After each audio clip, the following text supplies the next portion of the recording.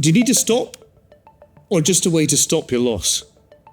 This is a controversial question among some traders, but there's a very clear answer.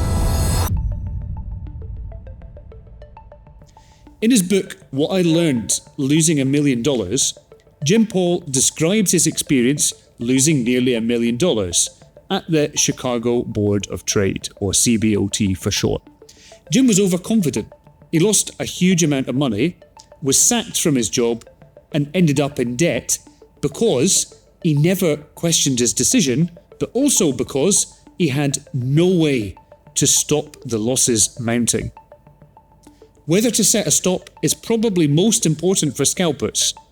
Many scalpers think they don't have time to set stops. Some scalpers also don't know where to set stops because they can often be triggered prematurely on low time frames. Some day traders and swing traders use pending orders in the opposite direction instead of stops. This is rarer now, but historically it was a common alternative to just setting a stop. Manual closing should be avoided because it's inevitably an emotional decision. Trading is neither really an art nor a science, but where possible, you want to approach it scientifically and manage risk using a process. It's difficult and time-consuming to develop the excellent emotional discipline needed to get manual closing right. So why not make it easier for yourself and just use a stop instead? Setting a stop and target is very quick and functionally easy. It only takes a few seconds to add them on opening or after having opened a trade.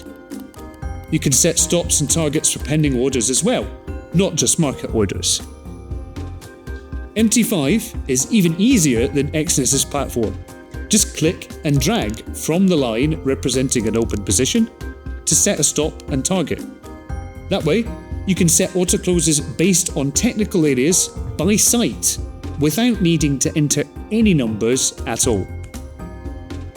It takes only a few seconds, so there's really no excuse not to do it. Setting a pending order in the opposite direction takes longer than setting a stop. Closing manually almost always leads to traders cutting profit short and letting losses run, which is exactly the opposite of what you should be doing. It's also not uncommon for a trade without a stop to enter a sudden large loss around news if the result is surprising. I strongly believe that setting stops based on support and resistance, indicators, and percentages of loss is better for almost everybody to manage risk compared to manual closing. That's my opinion as a trader, and it's shared by thousands of others, including Jim Paul, who had to learn the hard way.